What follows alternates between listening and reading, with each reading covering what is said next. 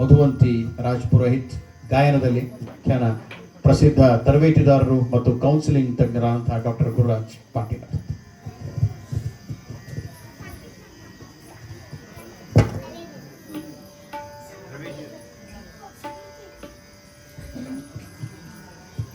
ಇವತ್ತಿನ ಕಾರ್ಯಕ್ರಮದಲ್ಲಿ ನಮ್ಮ ಮಾರ್ಗದರ್ಶಕರು, ನಮ್ಮ ಈ ಭಾಗದ ಪ್ರಸಿದ್ಧ ಹಿಂದೂಸ್ತಾನಿ ಶಾಸ್ತ್ರೀಯ ಸಂಗೀತ ಕಲಾವಿದರಾದ ಪಂಡಿತ್ ಅರವಿಂದ್ ಹುಲ್ಗೋಳ್ಕರ್ ಅವರು ಬಂದಿದ್ದಾರೆ. ಅವರಿಗೆ ನಾನು ನಮ್ಮ ಸಾಹಿತ್ಯ ಕಲಾವಿದಕ್ಕೆ ಪರವಾಗಿ ತುಂಬ ಹೃದಯದ ಸ್ವಾಗತವನ್ನು ಕೋರ್ತಾ ಇದ್ದೀನಿ. ಭಾರತ ರತ್ನ ಪಂಡಿತ್ ಭೀಮಸೇನ್ ಜೋಶಿ ಅವರ ನೇರ ಶಿಷ್ಯರು ಹಾಗೂ ಪ್ರಸಿದ್ಧ ಸಂಗೀತ ಕಲಾವಿದರು. ಸ್ವಾಗತ ಸರ್. ಇದೀಗ ರಾಮಪಥ ಕಾರ್ಯಕ್ರಮವನ್ನು ಪ್ರಾರಂಭಿಸಬೇಕು ಅಂತ ಕೇಳುತ್ತೆ.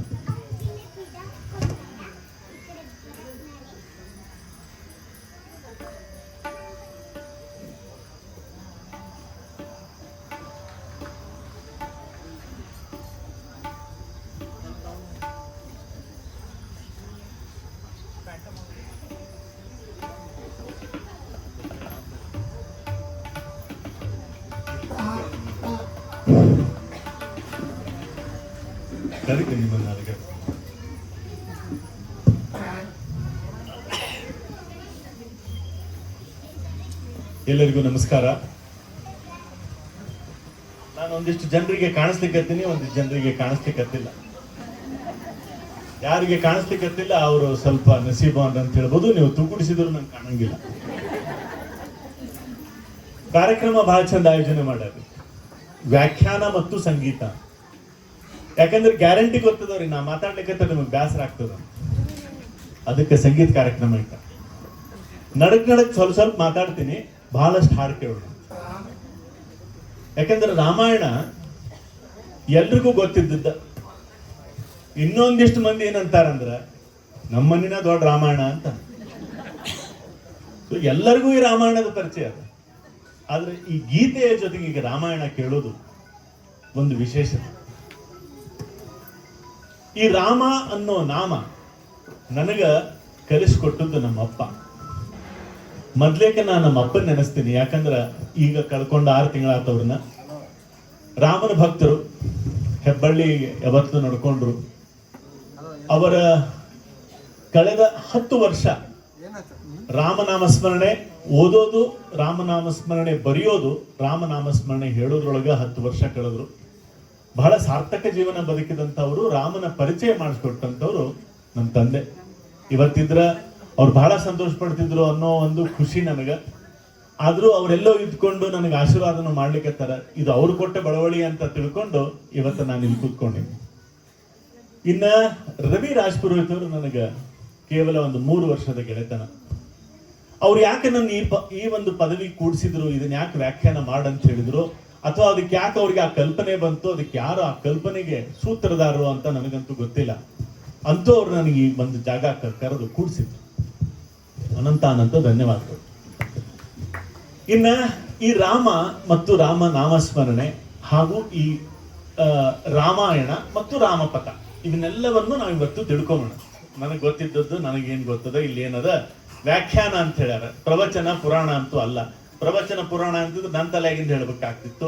ಇದು ಬಹಳ ಸರಳ ಮಾಡ್ಯಾರ. ವ್ಯಾಖ್ಯಾನ ಅಂದ್ರೆ ಸುಮ್ಮನೆ ಓದಿ ನಡಿ ಅಂದಂಗದ ಲೆಕ್ಕ. ನಂಗೇನ್ ಗೊತ್ತದೆ, ಇಲ್ಲಿ ಕಾಣಿಸ್ತದ, ಅದನ್ನ ಓದಿ ಇದನ್ನ ನಾನು ಒಂದ್ ಸ್ವಲ್ಪ ವಿಮರ್ಶೆ ಮಾಡ್ಬೋದು. ಅದು ನಿಮ್ಗೆಲ್ಲರಿಗೂ ಒಂದು ಪ್ರಶ್ನೆ ಕೇಳ್ತೀನಿ.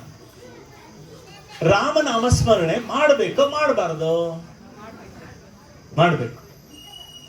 ಇವತ್ತ ಇದಕ್ಕೆ ಉತ್ತರ ನಾ ಕೊಟ್ಟು ಹೇಳ್ತೀನಿ. ರಾಮನಾಮಸ್ಮರಣೆ ಮಾಡಬೇಕೋ ಮಾಡಬಾರ್ದು? ಯಾಕೆ ಮತ್ತೆ ಬೇರೆ ವಿಷಯ. ಮಾಡಬೇಕೋ ಮಾಡಬಾರ್ದು ಅನ್ನೋದ್ರ ಬಗ್ಗೆ ಕೊನೆಗೆ ನಂದೊಂದು ವಿಚಾರವನ್ನ ಹೇಳ್ತೀನಿ.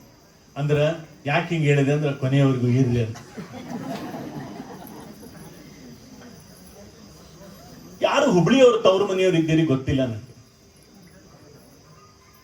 ಈ ಕಾರ್ಯಕ್ರಮ ಶುರು ಮಾಡ್ಬೇಕಾರ ಯಾವಾಗ ಅವ್ರು ಹೇಳಿದ್ರು ನನ್ನ ತಲೆಯೊಳಗೆ ಒಂದು ಬಹಳ ಪ್ರೀತಿ ಈ ಹಾಡಂದ್ರೆ ನನಗೆ. ಈ ಹಾಡನ್ನ ನಾನು ಹೇಳ್ಕೊಡ್ತೀನಿ, ಆದ್ರ ತಬಲಾನು ಬಾರಿಸ್ಬೋದು, ಹಾರ್ಮೋನಿಯಂ ಸಾಥ್ ಕೊಡ್ಬೋದು, ಗೊತ್ತಿಲ್ಲ. ಧಾಟಿ, ಸಂಗೀತ, ಧ್ವನಿ ನನಗೆ ಗೊತ್ತಾಗಿಲ್ಲ. ಆದ್ರೆ ಒಂದು ಭಜನೆ ಹೇಳ್ಕೊಡ್ತೀನಿ, ನಾವೆಲ್ಲರೂ ಮಾಡ್ಬೋದಾ? ಇದನ್ನ ಭಜನೆ ಆದ್ಮೇಲೆ ಈ ಭಜನೆ ನಾ ಎಲ್ಲಿ ಕಲ್ತೆ, ಯಾವಾಗ ಕಲ್ತೆ ಅಂತ ಹೇಳ್ಬೋದಾ ಎಲ್ಲರೂ? ಶ್ರೀರಾಮ್ ಸಮರ್ಥ. ರಾಮ ಜಯ ಜಯ ರಾಮ ಜಯ ಜಯ ರಾಮ ಜಯ ಜಯ ರಾಮ राम जय जय राम जय जय राम जय जय राम ರಾಮ ಜಯ ಜಯ ರಾಮ ಜಯ ಜಯ ರಾಮ ಜಯ ಜಯ ರಾಮ राम जय जय राम जय जय राम जय जय राम ರಾಮ ಜಯ ಜಯ ರಾಮ ಜಯ ಜಯ ರಾಮ ಜಯ ಜಯ ರಾಮ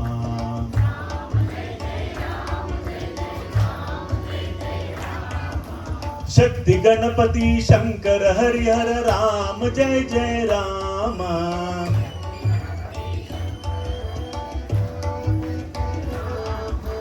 शक्ति गणपति शंकर हरिहर राम जय जय राम गणपति शंकर राम जय जय राम दुर्गे दुर्गमि भार्गव नर हरि राम जय जय राम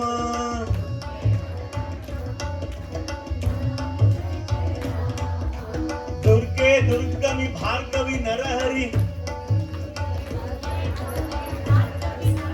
राम जय जय राम राम जय जय राम जय जय राम जय जय राम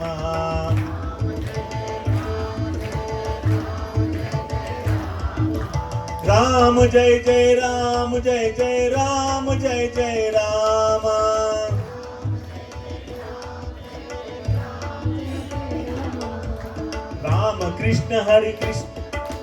राम कृष्ण हरि बुद्ध जिनेश्वर राम जय जय राम राम कृष्ण हरि बुद्ध जिनेश्वर राम जय जय राम हरि गुरु नारायण गुरु शंकर राम जय जय राम हरि गुरु नारायण शिव शंकर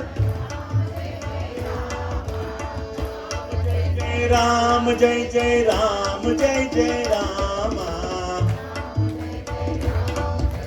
राम जय जय राम राम जय जय राम जय जय राम जय जय राम जय जय राम जय जय राम भूतनाथ श्री भवानी शंकर राम जय जय राम शंकर राम जय जय राम भूतनाथ श्री भवानी शंकर राम जय जय राम शंकर राम जय जय राम भर्गे भार्गवी लक्ष्मी सरस्वती राम जय जय राम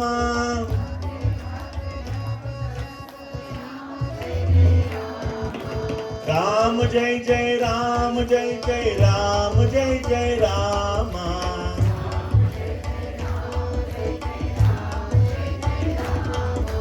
राम जय जय राम जय जय राम जय जय राम जय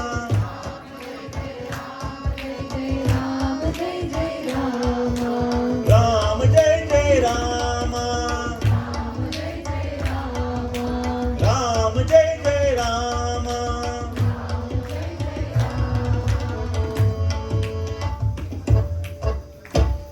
ಈ ಹಾಡು ನಾನು 4ನೇತ ಇದ್ದಾಗ ನಮ್ಮ ಅವ್ವ ನಮ್ಮ ಮನೆ ಹಳೇಬಳಿ ಒಳಗ ನೆಹರು ಸ್ಟೇಡಿಯಂ ಒಳಗ ಭದ್ರಗಿರಿ ಅಚ್ಯುತದಾಸರು ಕೀರ್ತನ ನಡೆಸ್ತಿದ್ರು. 4 ಕಣೆದು ಕಡ್ಲಿ ಕೊಡಿಸ್ತೇನಂತ ಕರ್ಕೊಂಡು ಹೋಗ್ತಿದ್ಲು ನಮ್ಮವ್ವ. ಆವಾಗ ಕಲಿಸ್ಕೊಟ್ಟದ್ ಹಾಡಿದು. 40 ವರ್ಷದ ಹಿಂದೆ ಕಲ್ತಿದ್ದ ಹಾಡು. ಇದನ್ನ ಪೂರ್ತಿ ನಾನು ರವಿಯವ್ರಿಗೆ ಕಳಿಸೀನಿ. ನಿಮ್ದು ಭಜನಾ ಮಂಡಳಿ ಇದ್ರೆ ನಿಮಗೆ ಕಳಿಸ್ರಿ, ಅವ್ರಿಗೆ ಇದನ್ನ ಪ್ರಾಕ್ಟೀಸ್ ಮಾಡ್ರಿ. ಪೂರ್ತಿ 4-5 ಧಾಟಿ ಅದ, ಬರೀ ಧಾಟಿ ಹೇಳಿನಿ. ಇನ್ನೂ ಮಸ್ತ್ ಅರ್ಥದ ಇದ್ರೊಳಗ. ಅದಕ್ಕೆ ಕೇಳಿದೆ, ಯಾರಾದ್ರೂ ತವ್ರ ಮನೆ ಧಾರವಾಡ ಹುಬ್ಬಳ್ಳಿಯವ್ರು ಇದ್ದೀರೇನೋ ಅಂತ. ಯಾಕಂದ್ರೆ ನಿಮ್ ಬಾಲ್ಯದೊಳಗ ಅದು ಅನುಭವ ಇರ್ತದ ಅಂತ ಕೇಳಿದೆ. ಯಾಕಂದ್ರೆ ಇಲ್ಲಿ ಒಬ್ರು ಧಾರವಾಡ ಹುಬ್ಬಳ್ಳಿಯವ್ರು ಇದ್ದಾರ. ಅವ್ರು ನೋಡಿದ್ಕೊಳ್ಳೆ ನಂಗೆ ಗೊತ್ತಾಗಲೇ ಸ್ಟೇಜ್ ಮೇಲೆ ಬಂದಿದ್ರು. ನನ್ನ ನೆನಪಿನ ಶಕ್ತಿ ಭಾಳ ಅದ. ಕೃಷ್ಣಸ್ವಾಮಿ ಮಾಡೋದ ಹತ್ರ ಅವ್ರ ಮನೆ ಇತ್ತು. ಸೊ ಹಿಂಗಾಗಿ ನಂಗ ಗೊತ್ತಾಗಿತ್ತು, ಅದಕ್ಕೆ ಕೇಳಿದೆ. ಇನ್ನ ರಾಮಪಥ. ಈ ರಾಮಪಥ ಅಂದ್ರ ನಮ್ಮ ದಿನಚರಿ ಒಳಗ, ನಮ್ಮ ದಿನನಿತ್ಯ ಜೀವನದೊಳಗ, ಪ್ರತಿಯೊಂದು ಸನ್ನಿವೇಶದೊಳಗ, ಸಂದರ್ಭದೊಳಗ, ಸಂಕಟದೊಳಗ ರಾಮ ಕಾಣಿಸ್ತಾ ಇರ್ತಾನೆ.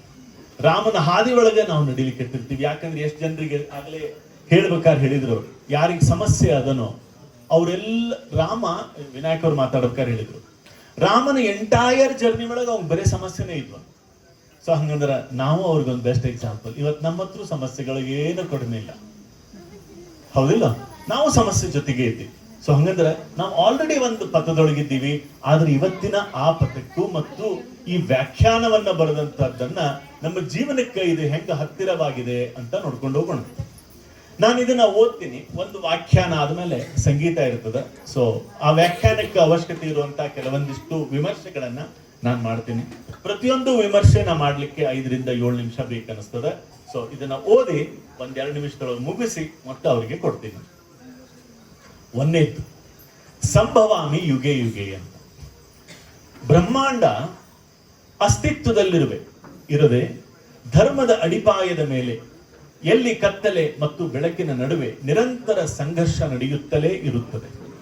ಯಾವಾಗ ಅಧರ್ಮವು ಮಿತಿಮೀರಿ ತನ್ನ ಅಟ್ಟಹಾಸವನ್ನು ಮೆರೆಯುತ್ತದೆಯೋ ಆಗ ಆ ಸಮತೋಲನವನ್ನ ಕಾಪಾಡಲು ಬ್ರಹ್ಮಾಂಡವೇ ಒಂದು ಶಕ್ತಿಯುತವಾದ ಧರ್ಮವನ್ನು ಕಂಡುಕೊಳ್ಳುತ್ತದೆ. ಧರ್ಮ ಸಂಸ್ಥಾಪನಾಥಾಯ ಸಂಭವಾಮಿ ಯುಗೆ ಯುಗೆ ಎಂಬ ಭರವಸೆಯಂತೆ ರಾಮನ ಜನನವು ಅಧರ್ಮವನ್ನು ಅಂತ್ಯಕ್ಕೆ ಬರೆದು ಮೊದಲ ಮುನ್ನಡೆ. ಇಲ್ಲಿ ಏನ್ ಹೇಳ್ತು ಈ ಪ್ಯಾರಾಗ್ರಾಫ್ ಒಳಗಂದ್ರ, ಪರಿಸರ ಮತ್ತು ನಿಸರ್ಗ ಹೆಂಗ ಡಿಸೈನ್ ಆಗ್ಯದ ಜೀವನದೊಳಗಂದ್ರ, ನೇಚರ್, ಇಂಗ್ಲಿಷ್ನಾಗ ಹೇಳ್ತೀನಿ, nature will balance by its own. ಪರಿಸರ ತನ್ನಷ್ಟಕ್ಕೆ ತಾನೇ ಸರಿಪಡಿಸಿಕೊಳ್ಳುವಂತ ಒಂದು ವ್ಯವಸ್ಥೆ. ಬ್ಯಾಸಿಗೆ ಬಂದಾಗ ಗಿಡಗಳು, ಪಕ್ಷಿಗಳಿಗೆ, ಪ್ರಾಣಿಗಳಿಗೆ, ಸಣ್ಣ ಸಣ್ಣ ಕ್ರಿಮಿ ಕೀಟಗಳು ಯಾವ ರೀತಿ ತಮ್ಮ ಬದುಕನ್ನ ಬದುಕ್ತಾವ. ಯಾಕಂದ್ರೆ ನೇಚರ್ಗೆ ಅದರದೇ ಆದಂತ ಪಾಠ ಇದೆ. ಆ ನೇಚರ್ ಪಾಠ ಏನು ಅಂತ ತಿಳ್ಕೋಬೇಕು ಅಂದ್ರೆ ನೀವು ಉದ್ಧವ ಗೀತೆಯನ್ನ ತಿಳ್ಕೋಬೇಕು. ಆ ಉದ್ಧವ ಗೀತೆ ಒಳಗ ಮಹಾಭಾರತದ ಒಂದು ಗೀತೆ ನಾವು ಕೇಳಿವಿ. ಉದ್ಧವ ಗೀತೆ ಒಳಗ ಪರಿಸರ ಹೆಂಗೆ ನಮಗೆ ಪಾಠ ಕಲಿಸ್ತದೆ ಅಂತ ನಾವು ತಿಳ್ಕೋಬಹುದು. ಹಂಗ ಇಲ್ಲಿ ಹೇಳುವಂತ ಒಂದು ಶಬ್ದ ಇಂಗ್ಲಿಷ್ ಒಳಗೆ ನಾನು ಹೇಳ್ತೀನಿ, ಪಾಯ್ಸ್ ಅಂತ. POISE, ಪಾಯ್ಸ್ ಅಂದ್ರೆ ಬ್ಯಾಲೆನ್ಸ್ಡ್. ಜೀವನ ನಮ್ದು ಹೆಂಗಿದೆ ಇವತ್ತು ಅಂದ್ರ ಇಂಬ್ಯಾಲೆನ್ಸ್ ಮಾಡ್ಕೊಂಡು ಕೂತ್ಕೊಂಡ್ಬಿಟ್ಟಿವಿ. ಯಾವುದೋ ಒಂದು ಪರಿಸ್ಥಿತಿಗೆ ಶರಣಾಗ್ತೀವಿ. ಯಾವುದೋ ಒಂದು ಹೆಂಗಾಗ್ಯದ ಅಂದ್ರ ನಮ್ಮ ರಿಮೋಟ್ ಅನ್ನ ನಾವು ಬೇರೆದವ್ರ ಕೈಯೊಳಗೆ ಕೊಟ್ಟು ಬದುಕ್ತಾ ಇದ್ವಿ. ಯಾಕಂದ್ರೆ ಅವ್ರು ಹೆಂಗ ಆಪರೇಟ್ ಮಾಡ್ತಾರೋ, ಪಕ್ಕದ ಮನೆಯವರ ಟಿವಿ, ಪಕ್ಕದ ಮನೆಯವರ ಕಾರು, ಪಕ್ಕದ ಮನೆಯವರ ಸೀರೆ ಹೆಂಗ ನಮ್ಮನ್ನ ಆಪರೇಟ್ ಮಾಡ್ತದಲ್ಲ, ಅದು ಬೇರೆದವ್ರ ಕಡೆ ರಿಮೋಟ್ ಅನ್ನ ಕೊಟ್ಟು ನಮ್ಮ ಜೀವನವನ್ನ ಆಪರೇಟ್ ಮಾಡ್ಕೊಳ್ತಾ ಇದ್ದೀವಿ.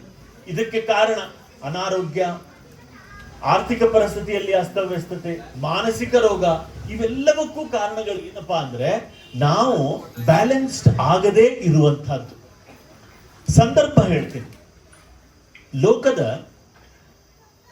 ಅರ್ಧನಾದವು ಮಿತಿಮೀರಿದಾಗ, ರಾವಣನ ಅಹಂಕಾರದ ಅಂಧಕಾರವು ಜಗತ್ತನ್ನು ಮುಚ್ಚಿದಾಗ, ಬ್ರಹ್ಮಾಂಡದ ಆ ದಿವ್ಯ ಶಕ್ತಿಯು ರಾಮ ಎಂಬ ರೂಪದಲ್ಲಿ ಧರೆಗೆ ಇಳಿಯಿತು. ಅಯೋಧ್ಯೆಯ ಅರಮನೆಯಲ್ಲಿ ಚೈತ್ರ ಮಾಸದ ಆ ಮಧ್ಯಾಹ್ನ ಸೂರ್ಯನು ಆಕಾಶದ ಮಧ್ಯಭಾಗದಲ್ಲಿ ಪ್ರಖರವಾಗಿದ್ದಾಗ ಪುನರ್ವಸು ನಕ್ಷತ್ರದ ಶುಭ ಲಗ್ನದಲ್ಲಿ ಶ್ರೀರಾಮನು ಜನ್ಮ ತಾಳಿದನು. ಅದು ಕೇವಲ ಒಂದು ಮಗುವಿನ ಅಳು ಆಗಿರಲಿಲ್ಲ, ಅದು ಅಧರ್ಮದ ಎದೆಯಲ್ಲಿ ಹುಟ್ಟಿದ ಮೊದಲ ಕಂಪನವಾಗಿತ್ತು. ರಾವಣನ ಸಂಹಾರ ಇನ್ನೂ ನಡೆದಿದ್ದಿಲ್ಲವಾದರೂ ಆತನ ಅಧರ್ಮವನ್ನು ತಟಸ್ಥಗೊಳಿಸಲು ಬೇಕಾದ ಪರಿಹಾರ ಈ ಭೂಮಿಯ ಮೇಲೆ ಜನ್ಮ ತಾಳಿತ್ತು. ರಾಮನು ಭೂಮಿಗೆ ಬಂದ ಆ ಕ್ಷಣದಲ್ಲಿ ಪ್ರಕೃತಿಯೇ ಸಂಭ್ರಮಿಸಿತು. ಅಂದು ಅಯೋಧ್ಯೆಯಲ್ಲಿ ಬೆಳೆಸಿದ ಆ ದಿವ್ಯ ಜ್ಯೋತಿ ಕೇವಲ ಒಬ್ಬ ರಾಜಕುಮಾರನ ಹುಟ್ಟಿಗಿರದೆ ಅಸ್ತಮಿಸುತ್ತಿದ್ದ ಧರ್ಮಕ್ಕೆ ಸಿಕ್ಕ ಹೊಸ ಸೂರ್ಯೋದಯ ಭರವಸೆಯಾಗಿತ್ತು. ಇದಕ್ಕೆ ಸಂಭವಾಮಿ ಯುಗೆ ಯುಗೆ ಅಂತ ಹೇಳಿದ್ದು. ಯಾವಾಗ ನಮ್ಮ ದೇಶದ ವಿಶೇಷತೆ ಇದು. ಯಾವಾಗ ದೇಶ ಕಷ್ಟದಲ್ಲಿ ಬರ್ತದೋ ಆವಾಗ ಮತ್ತೆ ಒಂದು ಜನ್ಮ ತಾಳ್ತದೆ ನಮ್ಮ ಈ ಭೂಮಿ ರಕ್ಷಣೆ ಮಾಡಲಿಕ್ಕೆ. ಇದಕ್ಕೆ ದೇವಭೂಮಿ ಅಂತ ಕರೀತಾರೆ ನಮ್ಮ ರಾಷ್ಟ್ರಕ್ಕೆ. ನಮ್ಮ ರಾಷ್ಟ್ರ ಎಂದೂ ಸೋತಿಲ್ಲ, ನಮ್ಮ ರಾಷ್ಟ್ರ ಎಂದೂ ಬಡವನೇ ಆಗಿಲ್ಲ. 500 ವರ್ಷದಿಂದ ಇತಿಹಾಸದೊಳಗೆ ನೋಡಿದ್ರೆ ಎಷ್ಟು ಬೇಕೋ ಅಷ್ಟು ದೋಚಿಕೊಂಡು ಹೋದ್ರೂ ಸಹಿತ ಇವತ್ತಿಗೂ ನಮ್ಮ ಶ್ರೀಮಂತಿಗೆ ಇನ್ನೂ ಕಡಿಮೆ ಇಲ್ಲ. ಅಂತ ಶ್ರೀಮಂತ ರಾಷ್ಟ್ರ ನಮ್ಮ ರಾಷ್ಟ್ರ. ಅದಕ್ಕೆ ಎಂಥ ಸಂದಿಗ್ಧ ಕಠಿಣ ಪರಿಸ್ಥಿತಿಯಲ್ಲೂ ಸಹ ಆ ಪರಮಾತ್ಮ ಮತ್ತೆ ಇದೇ ಭೂಮಿಯನ್ನು ಆರಿಸಿಕೊಂಡು ಮತ್ತೆ ಇದನ್ನ ರಕ್ಷಣೆ ಮಾಡ್ಲಿಕ್ಕೆ ಬರ್ತಾನಂತಂದ್ರೆ ಅದಕ್ಕೆ ನಾವು ಮಾತೆ ರಾಷ್ಟ್ರ ದೇವತಾ ಅಂತ ಕರಿತೀವಿ. ಸೊ ಇದು ನಮ್ಮ ದೇಶ. ಸೊ ಅದಕ್ಕೆ ರಾಮ ಇಲ್ಲೇ ಹೇಳ್ತದೆ, ಸಿಕ್ಕ ಹೊಸ ಸೂರ್ಯೋದಯ ಭರಸೆ ಆಗಿತ್ತು. ದೈವವು ಮನುಷ್ಯ ರೂಪ ತಾಳಿದ್ದು ಕೇವಲ ರಾವಣನನ್ನು ಗೆಲ್ಲಲಿಕ್ಕಲ್ಲ, ಬದಲಾಗಿ ಮನುಷ್ಯನು ಧರ್ಮದ ಹಾದಿಯಲ್ಲಿ ಹೇಗೆ ಬದುಕಬೇಕು ಎಂದು ತೋರಿಸಿಕೊಡಲು ಬಂದ ಈ ಜನ್ಮ. ಸೊ ಅದಕ್ಕೆ ಬದುಕನ್ನ ಸಕ್ಸಸ್ಫುಲ್ ಅಂತ ನಾವೇ ಹೇಳ್ತೀವಿ. ಆ ಸಕ್ಸಸ್ಫುಲ್ ಆಗ್ಬೇಕು ಅಂದಾಗ ಈ ರಾಮ ಚರಿತೆ, ರಾಮ ಪಥ ನಮಗೆ ಸಹಾಯ ಮಾಡುತ್ತದೆ ಅಂತ ಹೇಳ್ಬೋದು. ಇಲ್ಲಿ ಜೀವನಕ್ಕೆ ಒಂದು ಪಾಠ ಅಂತ ಬರ್ತಾರೆ ವಿನಾಯಕ್ ಅವರು, ಬಹಳ ಚಂದದ ಇದನ್ನ ಕೇಳಿಸ್ಕೊಂಡು. ಏನು ಅಂತಂದ್ರೆ ಬ್ರಹ್ಮಾಂಡದ ಸಮತೋಲನ ಕ್ರಿಯೆ, ಸೆಲ್ಫ್ ಕರೆಕ್ಷನ್ ನಾನು ಹೇಳಿದೆ. Nature will balance by its own ಅಂತ ನಾನು ಹೇಳಿದ್ರೆ, ಇಲ್ಲಿ ಸೆಲ್ಫ್ ಕರೆಕ್ಷನ್ ಅನ್ನು ಶಬ್ದ ಉಪಯೋಗಿಸ್ತಾರೆ. ಯಾವುದೇ ವ್ಯವಸ್ಥೆಯಲ್ಲಿ ಅಧರ್ಮವು ಮಿತಿ ಮೀರಿದಾಗ ಅದನ್ನು ಸಮತೋಲನಕ್ಕೆ ತರಲು ಪ್ರಕೃತಿಯೇ ಒಂದು ದಾರಿಯನ್ನು ಕಂಡುಕೊಳ್ಳುತ್ತದೆ. Nature will balance by its own. ರಾಮನ ಜನನವು ಕೇವಲ ಒಂದು ಅವತಾರವಲ್ಲ, ಅದು ಅಸ್ತವ್ಯಸ್ತವಾಗಿದ್ದ ವ್ಯವಸ್ಥೆಯನ್ನು ಸರಿಪಡಿಸಲು ಉದಯಿಸಿದ ಪರಿಹಾರ. ಇದೊಂದು ಸೊಲ್ಯೂಷನ್ ಆಗಿತ್ತು. ನಮ್ಮ ಬದುಕಿನ ಸವಾಲುಗಳಿಗೆ ಇದೇ ನಿಯಮ ಅನ್ವಯಿಸುತ್ತದೆ. ಸಮಸ್ಯೆ ಬೃಹತ್ತಾದಾಗ ಪರಿಹಾರವು ಅಷ್ಟೇ ಶಕ್ತಿಯುತವಾಗಿ ಜನ್ಮ ತಾಳುತ್ತದೆ. ಕರ್ಮ ಎನ್ನುವುದು ನಿಮಗೆ ನೀಡುವ ಶಿಕ್ಷೆಯಲ್ಲ. ನಾವು ಅಂತೀವಿ ಏನ್ ಕರ್ಮ ಮಾಡಿ ಬಂದೀವೋ ಮರ, ನಮ್ಮ ಹಣೆ ಬರದಾಗಿದೆ ಅಂತ. ಇದು ಅದನ್ನ ನಾವು ಯಾವಾಗಲೂ ನಮ್ಮ ಸಮಸ್ಯೆಗಳನ್ನ ನಾವು ವೈರಿಯಾಗಿ ನೋಡ್ಲಿಕ್ಕೆ, ಆದ್ರೆ ಅದು ಒಂದು ಪಾಠವಾಗಿ ನಮ್ಮ ಹಿಂದೆ ಇರ್ತದೆ. ನಾನು ಅದಕ್ಕೆ ಒಂದು ಮಾತು ಹೇಳ್ತಿರ್ತೀನಿ. ನಾನು ಅನ್ಲರ್ನ್ ಟು ಲರ್ನ್ ಕಮ್ಯುನಿಟಿ ಬಗ್ಗೆ ಹೇಳಿದ್ರು ಪ್ರತಿ ವಾರ ಮಾತಾಡ್ತಿರ್ತೀನಿ ಆನ್ಲೈನ್ ಒಳಗಡೆ. ಸಂಕಟ ಬಂದಾಗ ವೆಂಕಟರಮಣ ಅಂತ. ಏನ್ರಿ ಸಂಕಟಕ್ಕೂ ವೆಂಕಟಕ್ಕೂ ಏನ್ ಸಂಬಂಧ? ಸಂಕಟ ಅಂದ್ರೆ ನೋವು, ವೆಂಕಟ ಅಂದ್ರೆ ಅವಕಾಶ ಅಥವಾ ಅಪಾರ್ಚುನಿಟಿ. ಯಾವಾಗ ನಮ್ಮ ಜೀವನದಲ್ಲಿ ಸಮಸ್ಯೆಗಳು ಬಂದಾವ ನೋಡ್ರಿ, ಅದ್ರ ಹಿಂದೆ ದೊಡ್ಡದಾದಂತ ವೆಂಕಪ್ಪ ಬಂದಾನಂದ್ರು. ವೆಂಕಪ್ಪ ಅಂದ್ರೆ ವೆಂಕಪ್ಪನೇ ಅಲ್ಲ, ಒಂದು ಅವಕಾಶಗಳು ಸೃಷ್ಟಿಯಾಗಿರ್ತದೆ. ಸೊ ಅದಕ್ಕೆ ಸಮಸ್ಯೆಗಳು ಬಂದಾಗ ನಾವು ಅದನ್ನ ನೋಡೋ ದೃಷ್ಟಿಕೋನ ಬದಲಾವಣೆ ಆಗ್ಬೇಕು ಅನ್ನೋದನ್ನ ಈ ಕರ್ಮ ಅನ್ನುವಂಥ ವಾಕ್ಯದೊಳಗೆ ಹೇಳ್ತಾರೆ. ಇನ್ನ ಅರಿವಿನ ಹಾದಿ ಅಂದ್ರೆ ನಮ್ಗಿದು ಯಾವಾಗ ಅರಿವಾಗ್ತದೋ ಆವಾಗ ನಮ್ಮ ಬದುಕಿಗೆ ಒಂದು ಸ್ಫೂರ್ತಿ ಮತ್ತು ಚೈತನ್ಯ ಸಿಗ್ತದೆ ಅಂತ. ಅರಿವಿನ ಹಾದಿ ನಮ್ಮ ಮುಂದೆ ಪ್ರತಿದಿನವೂ ರಾಮ ಮತ್ತು ರಾವಣ ಎಂಬ ಎರಡು ದೃಷ್ಟಿಕೋನವಿರುತ್ತದೆ. ಧರ್ಮದ ರಕ್ಷಣೆಯ ಹಾದಿ ಕಠಿಣವಾಗಿರಿಸುತ್ತದೆ. ಅಂತಿಮವಾಗಿ ಇಡೀ ಬ್ರಹ್ಮಾಂಡದ ವ್ಯವಸ್ಥೆಯೇ ಅದರ ಬೆನ್ನಿಗೆ ನಿಲ್ಲುತ್ತದೆ. ನಮ್ಮ ಅಂತರಂಗದ ಅಧರ್ಮವನ್ನು ಸೀಳುವ ವಿವೇಕದ ರಾಮ ಜಾಗೃತವಾಗಲಿ, ಪ್ರತಿ ನಡೆಯು ಸತ್ಯದ ಹಾದಿಯಲ್ಲಿ ಸಾಗಲಿ. ಇನ್ನ ಕೊನೆಗೊಂದು ಲೈನ್ ಬರೀತಾರೆ ಅವರು, ಅಧರ್ಮ ಎಷ್ಟೇ ಬೃಹತ್ ಆಗಿರಲಿ ಅದನ್ನು ತಟಸ್ಥಗೊಳಿಸಲು ಧರ್ಮವು ತನ್ನದೇ ದಾರಿಯನ್ನು ಕಂಡುಕೊಳ್ಳುತ್ತದೆ. ಇನ್ನ 30 ಸೆಕೆಂಡ್ ಒಳಗೆ ನಿಮಗೆ ಕೊಡ್ತೀನಿ ಅಂತ ಒಂದ್ ಮಾತು ಹೇಳ್ತೀನಿ ಕೇಳ್ರಿ. ರಾಮ ರಾವಣ ಯುದ್ಧ ಮುಗಿದು ಯಾವಾಗೋ ಎಷ್ಟೋ ವರ್ಷಗಳು, ಸಾವಿರಾರು ವರ್ಷಗಳು ಗತಿಸಿ ಹೋದು. ಆದರೆ ಇಲ್ಲಿ ಒಳಗೊಂದು ರಾಮ ಮತ್ತು ರಾವಣರಿದ್ದಾರೆ ಪ್ರತಿ ದಿವಸ. ಯಾರ್ಯಾರಿಗೆ ಸಕ್ರಿ ರೋಗ ಬಂದದ ರಾವಣ ಪರಿಚಯ ಮಾಡಿಸ್ಕೊಡ್ತೀನಿ. ಒಂದ್ ಸ್ವಲ್ಪ ಸಿಹಿ ಇರ್ತದೆ ಚಹಾ, ಅಥವಾ ಲಗ್ನಕ್ಕೆ ಹೋಗಿರ್ತೀವಿ ಜಾಮೂನ್ ಇರ್ತದೆ. ಆವಾಗ ಒಳಗಿದ್ದು ಒಬ್ಬ ರಾವಣ ಹೇಳ್ತಾನೆ, ಒಂದು ತಿಂದ್ರೆ ಏನೂ ಆಗೋದಿಲ್ಲ. ಯಾರು ಹೇಳಿದ್ರನ್ನ? ರಾವಣ ಹೇಳಿದ. ಒಂದು ತಿಂದ್ರೆ ಜಾಮೂನಿಗೆ ಏನಾಗಂಗಿಲ್ಲ. ಜಾಮೂನಿಗೆ ಏನಾಗ್ತದೆ? ಜಾಮೂನಿಗೆ ಏನೇನೂ ಆಗಂಗಿಲ್ಲ. ಇದು ಒಳಗಿದ್ದಂತ ರಾವಣ. ರಾಮ ಹೇಳ್ತಾನಲ್ಲೇ, ಮುಂಜಾನಿಂದ 2 ಗುಳಿಗೆ ತಗೊಂಡಿ, ಸೌತಿಕಾಯಿ ತಿಂದಿ, ಬ್ಯಾಳೆ ತಿಂದಿ, ಕಾಳು ತಿಂದಿ ಅಂತ ರಾಮ ಹೇಳ್ತಾನೆ. ಅದ್ರ ಒಳಗಿರುವಂತ ರಾವಣ ಅಂತಾನೆ, ಇವತ್ತೊಂದು ದಿವಸ ತಿನ್ನು, ಏನು ಆಗೋದಿಲ್ಲ. ಈ ಯುದ್ಧ ಎಲ್ಲಿಗೆ ಮುಗೀತದೋ ಅಲ್ಲಿಗೆ ಬದುಕು ಸುಸೂತ್ರ ಆಗ್ತದೆ ಅಂತ ಹೇಳ್ತಾ, ಅರುಂಧತಿಗೆ ನಿಮಗಾಗಿ ನಿಮ್ಮ ಹಾಡು. ಮಧುಮತಿ ಅರುಂಧತಿ ಅವರ ಅಮ್ಮ, ಅರುಂಧತಿಯ ಮಗಳಿಗೆ ಮಧುಮತಿ ಅವರಿಗೆ.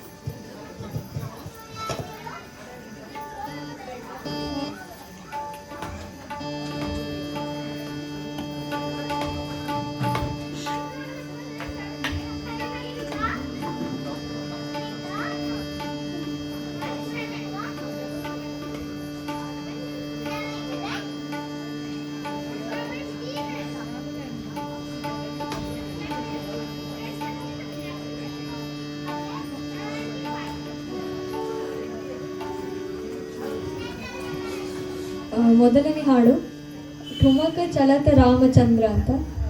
ರಾಮ್ ಇನ್ನ ಸಣ್ಣವ, ಭಾಳ ಸಣ್ಣ ಕೂಸಿರ್ತಾನ, ತಪ್ಪ ಹೆಜ್ಜೆ ಹಾಕ್ತಿರ್ತಾನ, ಅದ್ರ ಬಗ್ಗೆ ಹಾಡದ.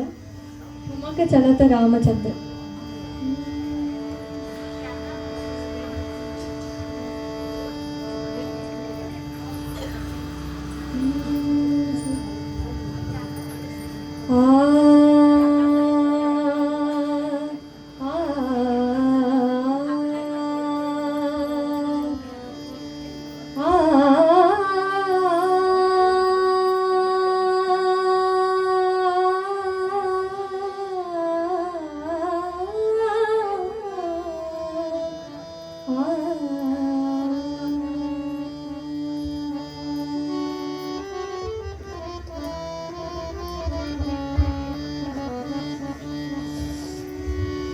ठुमक चलत रामचंद्र,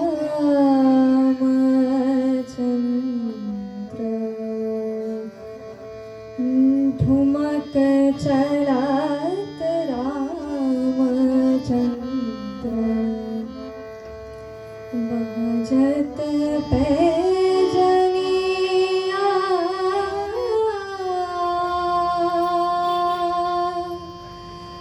ठुमक